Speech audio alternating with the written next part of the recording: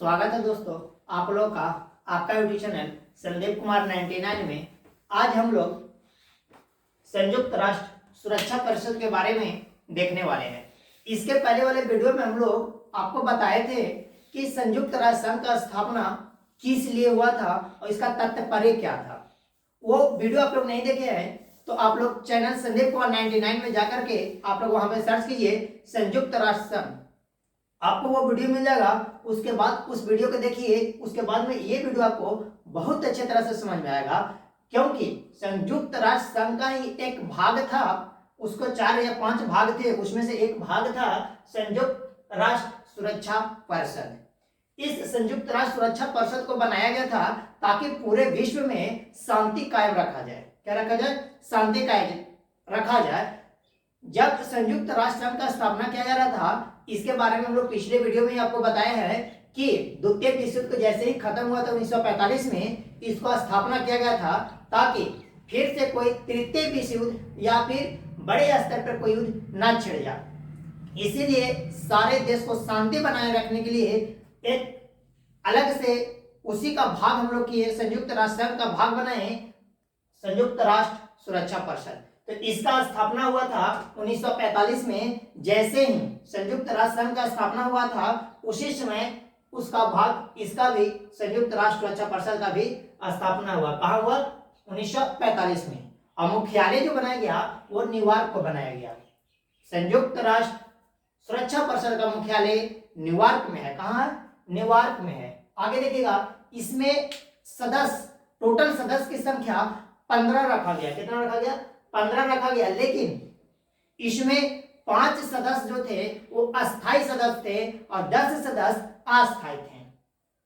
अस्थायी कहने का मतलब उसके कार्यकाल कुछ समय के लिए होगा। तो अस्थायी सदस्य का कार्यकाल सिर्फ और सिर्फ 2 साल के लिए होता है और इसका चुनाव एक प्रक्रिया माध्यम से होता है जिसके तहत देखा जाता है कि उस देश में क्या क्या एबिलिटी है। जैसे जनसंख्या के आधार पर संयुक्त राष्ट्र संघ में क्या वो अपना योगदान दे रहा है, उसके आधार पर इसका सदस्य बनाया जाता है।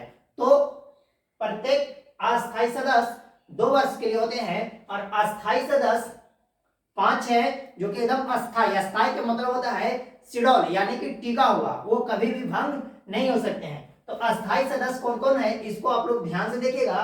पहला है चीन, फ्रांस, रूस, ग्रेट ब्रिटेन, संयुक्त राज्य अमेरिका। क्या क्या है? चीन, फ्रांस, रूस, ग्रेट ब्रिटेन, संयुक्त राज्य अमेरिका। ये सारे जो है से क्या है? अस्थायी सदस्य है। आप लोग एक चीज और बताते हैं कि अस्थायी सदस्य के पास एक पावर होता है जिसको कहा जाता है वीटो पावर। क्या है? Veto power. एक किसके पास रहेगा? अस्थायी सदस्य के पास रहेगा। अस्थायी सदस्य के पास में कोई ऐसा पावर नहीं रहेगा। कोई ऐसा पावर नहीं रहेगा। आगे हम लोग बताते हैं कि फिलहाल में अभी एक G4, क्या है? G4 एक संगठन है जिसमें ब्राजील, भारत, जर्मनी और जापान शामिल है। ये चारों प्रबल दावेदार माने जा रहे हैं फिलहाल में 6ठा अस्थायी सदस्य बनने के लिए। अस्थायी सदस्य बनने के लिए ये G4 के जो सदस्य हैं ब्राजील, भारत, जर्मनी और जापान, ये प्रबल दावेदार के रूप में अपना प्रस्तुति संयुक्त राष्ट्र संघ में पेश कर रहे हैं, जिसमें भी भारत, कौन? भारत, हमारा देश भारत, ये सबसे इस 4 में से भी सबसे ज्यादा प्रबल दावेदार जो अभी माना जा रहा है कि अगर जो कोई 6ठा संयुक्त राष्ट्र सुरक्षा परिषद का अगर 6ठा कोई सदस्य अस्थायी सदस्य बनेगा तो वो हमारा भारत होगा। क्योंकि भारत ने पहले इसका जो संयुक्त राष्ट्र संघ में जो देता था अपना योगदान, यानी कि पैसा जो देता था वो काफी कम देता था, लेकिन अब ये मूल्य भी क्या किया है? बढ़ा दिया है। साथ ही साथ इसने अपने ओर से सैनिक जो भी बहुत ज्यादा मात्रा में इसने भारत सैनिक को भेजता है और अनेक कार्य में, जैसे कि फूड मतलब कि पहुंचाने में, यानी कि खाना वगैरह में, किसी देश को सहायता देने में, इस प्रकार से बहुत सारे चीज में भारत क्या रहता है? सबसे आगे रहता है। तो अभी जो 6ठा सदस्य अगर जो कोई बनने के तात्पर्य में आ रहे हैं कोई बनने के लिए आ रहे हैं तो वो कौन है, हमारे भारत है। आगे बात करते हैं कि इस शक्ति का जो संयुक्त राष्ट्र सुरक्षा परिषद बनाया गया, इसके पास क्या शक्ति है, तो इसके पास बहुत बड़ा शक्ति है अंतरराष्ट्रीय शांति और सुरक्षा को कायम रखना। अंतरराष्ट्रीय शांति और सुरक्षा को कायम रखने के लिए ये अपना कानून बना सकते हैं, साथ ही साथ उस कानून को सख्ती से अमल भी ला सकते हैं। क्या कर सकते हैं, सख्ती से अमल भी ला सकते हैं। आगे बात करते हैं सर, ये वीटो पावर जो आपने बात किया कि संयुक्त अस्थायी सदस्य को, जो 5 अस्थायी सदस्य हैं उनको वीटो पावर मिला हुआ है। तो वीटो पावर होता क्या है, तो वीटो पावर का अर्थ होता है मैं अनुमति नहीं देता हूं। यानी कि अगर जो कोई भी कार्य सदन में उठाया गया किसी भी मुद्दा पे और कोई भी इस 5 अस्थायी सदस्य में से एक सदस्य भी कह दिया कि हम उस कानून पे वीटो लगाते हैं, तो वह कानून पारित नहीं होगा। यानी कि कोई भी कानून बनाने के लिए हर हाल में हमारे अस्थायी सदस्य 5 के 5 चीन, फ्रांस, रूस, ग्रेट ब्रिटेन और संयुक्त राज्य अमेरिका, ये 5 को अनुमति देना पड़ेगा तो ही कोई कानून बन सकता है। साथ में इनके पास एक और शक्ति है, वो शक्ति है कि अगर जो कोई अन्य देश को अस्थायी सदस्य बनाना है तो उसमें भी ये 5 का अनुमति हर हाल में चाहिए। ठीक है, तो यही काम हो रहा है कि भारत को वीटो क्यों नहीं मिल रहा है। एक बहुत बड़ा सवाल आता है कि भारत को वीटो क्यों नहीं मिल रहा है। तो आप लोग ध्यान दीजिएगा, पहले हमारा अमेरिका के साथ में संबंध खराब थे, लेकिन अब धीरे धीरे हम लोग अमेरिका के साथ भी संबंध क्या हो गया, ठीक हो रहा है। तो हमारे देश को, भारत को फ्रांस, रूस, अमेरिका और संयुक्त राज्य अमेरिका, ये चारों देने के लिए तैयार है। लेकिन जो हमारा पड़ोसी देश यानी कि चीन है, ये नहीं चाहता है कि भारत को क्या मिले, संयुक्त राष्ट्र संघ में अस्थायी सदस्यता मिले। अस्थायी सदस्यता नहीं मिले, इसीलिए हर समय ये चीन जो है से क्या लगा देता है, वीटो लगा देता है, जिसके वजह से भारत को क्या नहीं मिल रहा, अस्थायी सदस्यता नहीं मिल पा रहा है।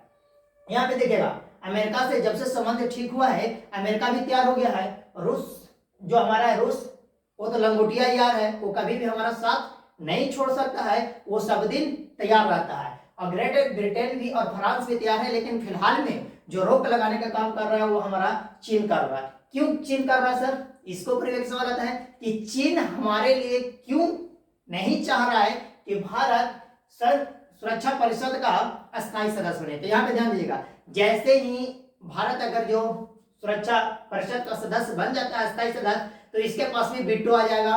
साथ में कानून बनाने में ये भी क्या हो जाएगा, प्रबल दावेदार हो जाएगा। तो आप लोग भी देखते हैं कि चीन किस प्रकार से भारत के लिए खुरपाती दिमाग लगाते रहता है।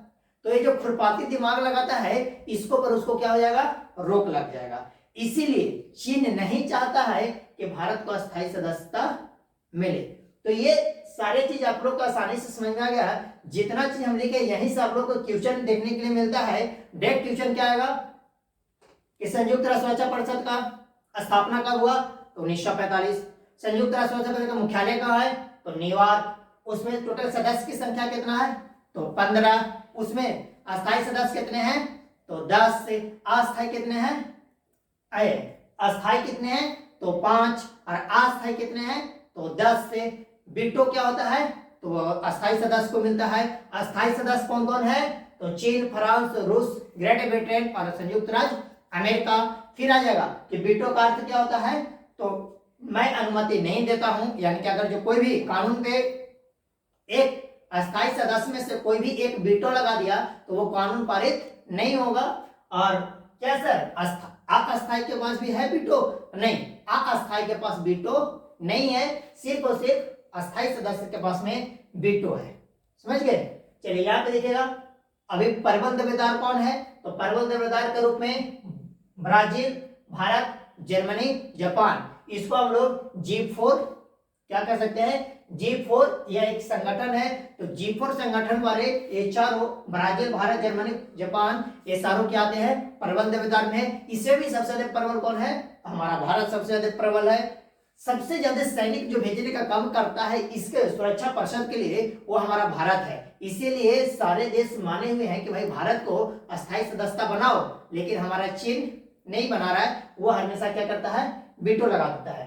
ये सारे चीज आप लोग को समझ में आ गया। इसका मुख्य जो शक्ति है वो है अंतरराष्ट्रीय शांति कायम करना, यानी कि वो किसी भी अंतरराष्ट्रीय शांति के लिए हम लोग क्या कर सकता है, वो एक कानून बना सकता है, अपना कानून बना सकता है, उसके तहत आपको पनिश भी कर सकता है, साथ में उसको सख्ती से पालन भी कर सकता है।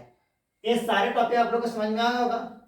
इसी प्रकार से हम लोग नेक्स्ट टॉपिक में देखेंगे। तो इसी प्रकार के वीडियो देखने के लिए चैनल संदीप कुमार 99 को सब्सक्राइब करें, शेयर करें और लाइक करें। जितना ज्यादा से ज्यादा आप लोग शेयर कीजिए ताकि हमको भी मोटिवेट मिले कि हम भी आपके सामने अच्छे अच्छे इसी प्रकार से वीडियो आपके सामने लाते रहें। धन्यवाद।